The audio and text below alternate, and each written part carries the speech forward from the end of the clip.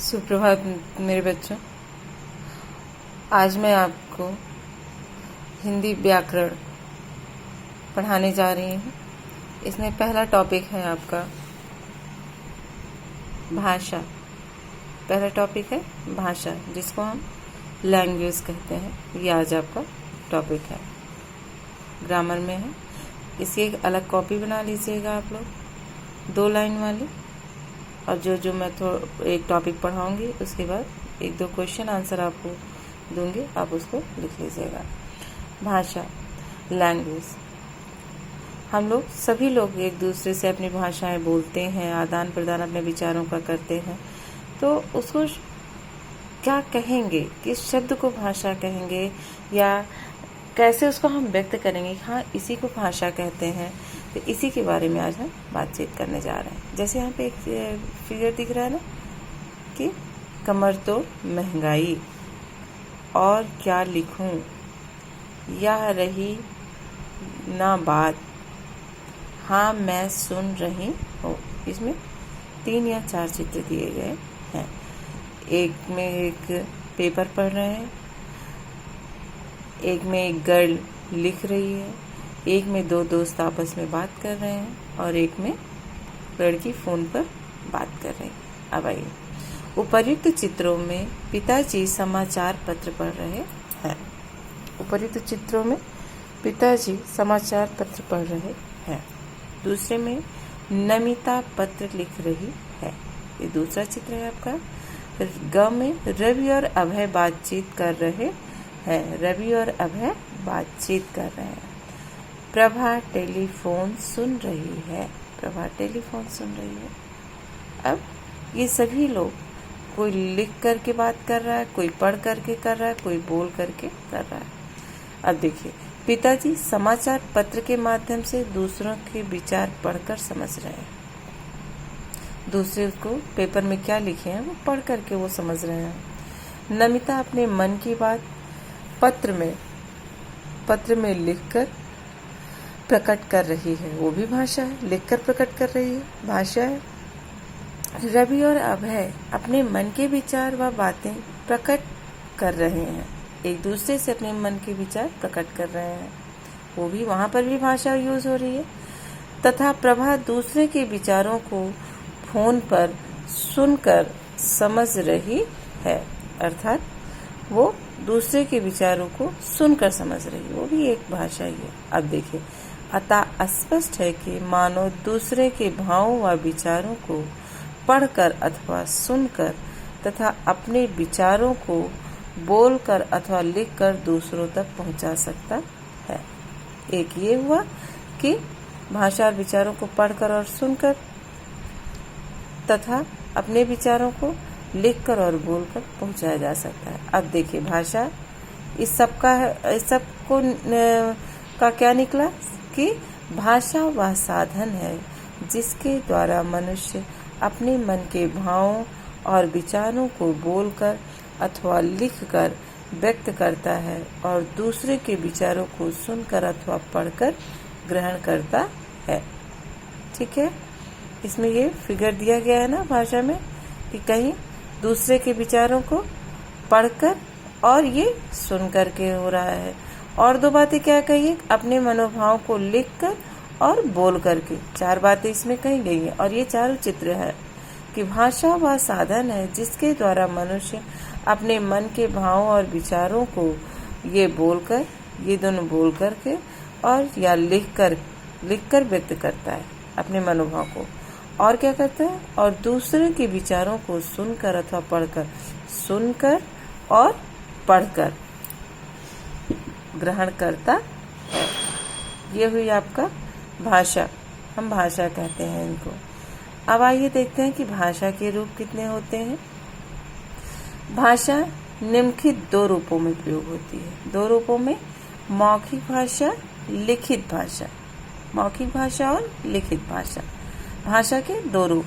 मौखिक भाषा में क्या होता है कि भाषा का वह रूप जिसमें मनुष्य अपनी बात बोलकर दूसरों तक पहुंचाता है, उसे मौखिक भाषा कहते हैं। इसमें दूसरा व्यक्ति सुनकर बात समझता है। उदाहरण के लिए, चित्र में नेताजी जनसभा को बोलकर संबोधित कर रहे हैं।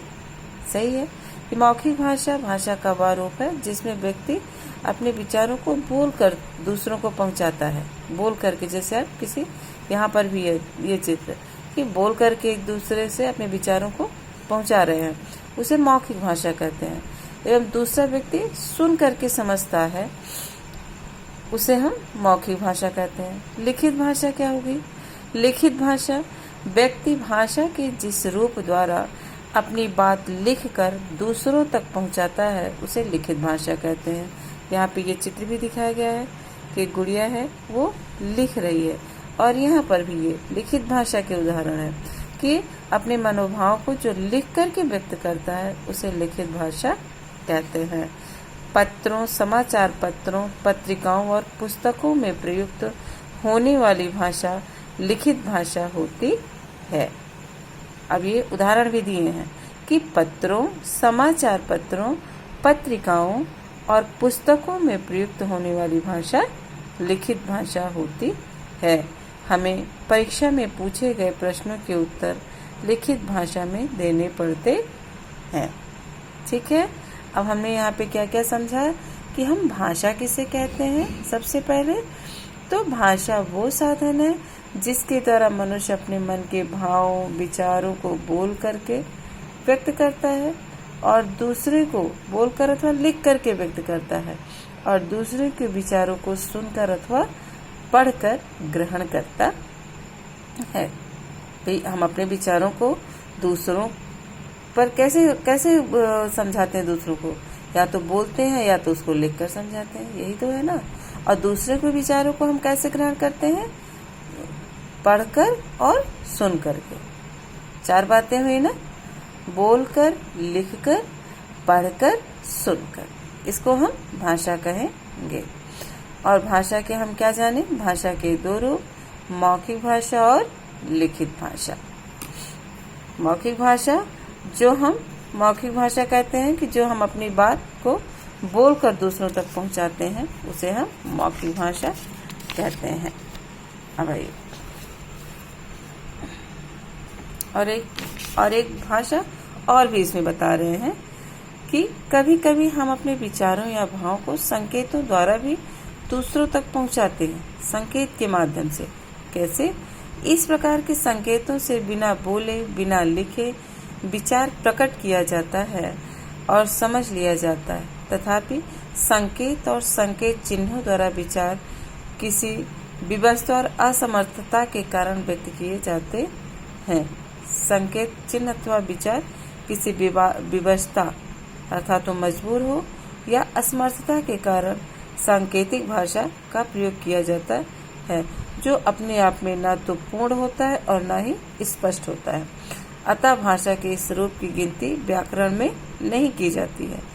भाषा को कुछ जानकार भाषा के इस रूप को सांकेतिक भाषा कहते हैं। कौन भाषा कहेंगे? सांकेतिक भाषा कहेंगे। इसमें आप ये चित्र भी बना सकते हैं कॉपी में लिखते वक्त, जैसे ट्रैफिक पुलिस। भाई वो मजबूरी में ही है कि इतनी आवाज या शोरगुल में वो चिल्ला करके तो अपनी बातें कहेगा ही नहीं, तो उसके कुछ नियम होते हैं, फार्मूले होते हैं कि जो ट्रैफिक पुलिस अपने एक्टिविटीज से दिखाता है कि आपको रुकना है कि आपको जाना है। लेकिन ये अस्पष्ट नहीं हो पाती है बहुत, ये तो हम है, लेकिन हर एक ये तो हम इसको हमेशा इनके बारे में जानते हैं कि हाँ ये ट्रैफिक पुलिस है, ये ऐसा करेगी, ऐसा दिखा रही है तो रुकना है, या लेकिन हर किसी लोगों के साथ सांकेतिक भाषा अस्पष्ट नहीं हो पाती है, इसलिए इसको व्याकरण की गिनती में नहीं रखा जाता है। अब आइए 3 भाषा के बारे में हम लोग देखें। अब क्या है कि मातृभाषा, मदर टंग क्या होती है? मातृभाषा वह भाषा है जिसे बच्चा सबसे पहले अपनी माँ और परिवार से सीखता है। जैसे हिंदी भाषी परिवार में जन्मे बच्चे की मातृभाषा हिंदी और बंगाल में जन्मे बच्चे की मातृभाषा बंगाली होती है। उम्मीद है कि आप समझ रहे होंगे कि मातृभाषा किसे कहते हैं, मदर टंग।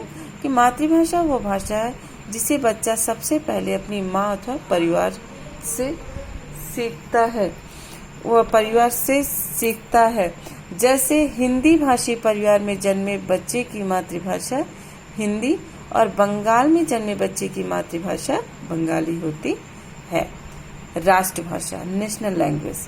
राष्ट्रभाषा भाषा है जिसका प्रयोग राष्ट्र के सर्वाधिक लोग करते हैं। इस दृष्टि से हिंदी भाषा भारत की राष्ट्रभाषा है। राष्ट्रभाषा वो है जिसका प्रयोग राष्ट्र के सर्वाधिक लोग करते हैं। इस दृष्टि से हिंदी भारत की राष्ट्रभाषा है। ठीक है। अब कौन कौन सी हम?